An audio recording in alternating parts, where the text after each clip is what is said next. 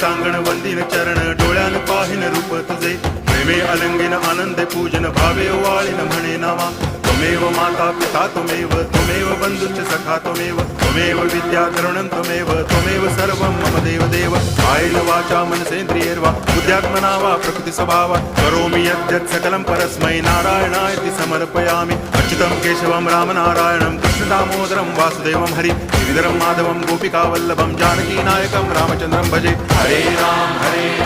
Ram Ram Hare Hare Hare Krishna